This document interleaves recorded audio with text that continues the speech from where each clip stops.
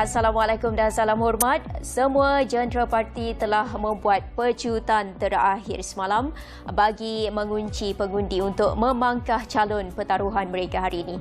Minggu pertama kempen bermula suram kerana Suruhanjaya Pilihan Raya mengekang kempen secara bersemuka antara calon dengan pengundi, namun mahu tidak mahu senjata strategi mereka perlu dilancarkan segera.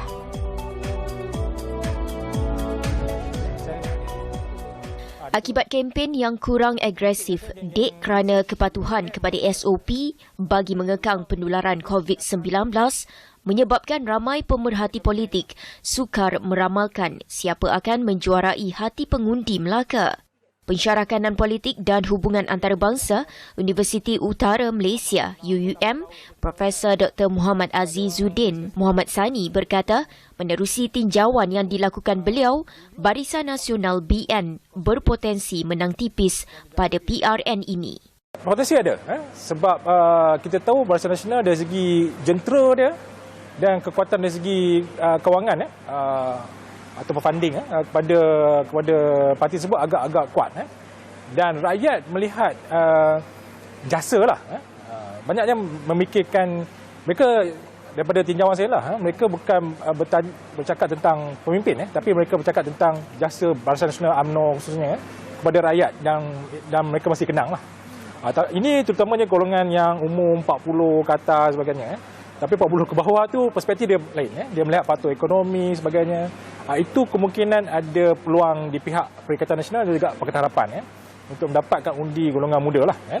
Bercakap kepada Bernama TV dalam temu bual eksklusif di Air Keruh Melaka, Dr. Muhammad Azizuddin berkata, beliau turut melihat senario yang memberi kesukaran kepada mana-mana penganalisa politik untuk meramalkan keadaan yang berlaku dalam PRN ini. Jelasnya pengundi atas pagar berpotensi dan cenderung memberi undi kepada Perikatan Nasional PN disebabkan pendirian mereka yang bercampur baur dengan pelbagai isu sekaligus menyebabkan boleh berlakunya kejadian pecah undi dan dun tergantung. Cuma saya nampak satu lagi senario yang kemungkinan berlaku di saat-saat akhir apabila ada lonjakan sokongan terhadap Perikatan Nasional. Kalau ada lonjakan tu, kemungkinan menyebabkan pecah undi dan saya tak tolak kemungkinan boleh berlakunya dun tergantung lah. Itu possibility ataupun kemungkinan yang boleh berlaku lah.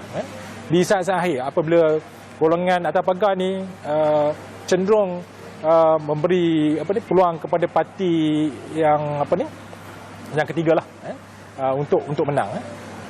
Jadi itu menyebabkan saya rasa agak sukar sebenarnya.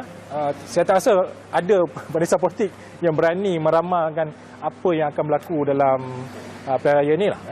Sebab mereka lihat ada kekuatan, ada isu dan pelbagai isu dan juga rakyat tu jadi bercampur-campur dalam menetapkan pendirian mereka lah. Pendapat sama dikongsikan Profesor di Pusat Pengajian Sains Kemasyarakatan Universiti Sains Malaysia USM, Profesor Dr. Siva Murugan Pandian kepada Bernama TV. Menerusi pemerhatian beliau setakat ini, parti-parti yang bertanding sukar mendapatkan kemenangan majoriti mudah 15 kerusi bagi membentuk kerajaan negeri. Antara faktor yang mempengaruhi perkara ini adalah boikot pengundi terhadap PRN Melaka. Sebahagian daripada pengundi sudah merasa muak, marah, kecewa dengan situasi kedudukan politik tanah air dan mungkin akan melakukan protes ke atas apa yang sedang berlaku di Melaka.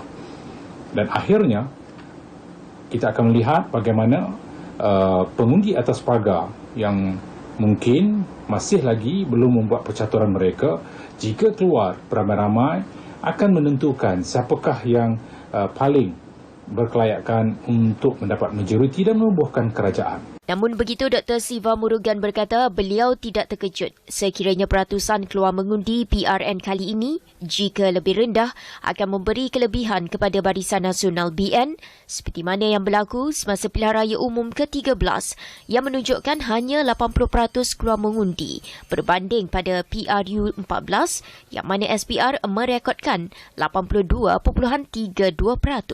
Kita tidak boleh menyangkal bahawa akan ada pihak yang menyatakan bahawa mereka mampu untuk menubuhkan kerajaan dengan bilangan kerusi tertentu. Tapi waktu yang sama, kita juga tidak boleh menolak kemungkinan pembentukan sebuah kerajaan campuran jika akhirnya tidak ada sesuatu pihak yang dengan jelas mempunyai majoriti ataupun melangkaui angka 15 yang diperlukan untuk menubuhkan kerajaan di negeri Melaka.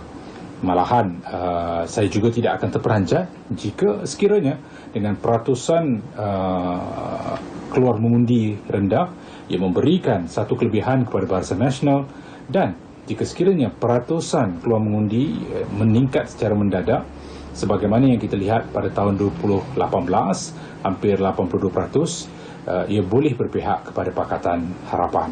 Ketika ini terdapat 3 parti besar yang bertanding dan mempunyai pengaruh tersendiri, manakala calon-calon bebas, Putra dan Iman dilihat bertanding sekadar mencuba nasib sebelum membuat kemunculan semula pada pilihan raya akan datang. Sebelum ini, BN yakin menang di 19 kerusi dengan 10 kerusi daripadanya berkedudukan selesa seperti di Lendu, Air Molek dan Melimau. PH 12 kerusi dan PN dilihat mempunyai peluang di 6 kerusi daripada 28 kerusi yang dipertandingkan. SPR sebelum ini menetapkan tarikh mengundi bagi PRN Melaka pada 20 November dan undi awal pada 16 November. Berikutan pembubaran DUN pada 4 Oktober lepas selepas 4 ahli Dewan Undangan Negeri menarik sokongan terhadap Ketua Menteri Datuk Seri Sulaiman Mat Ali.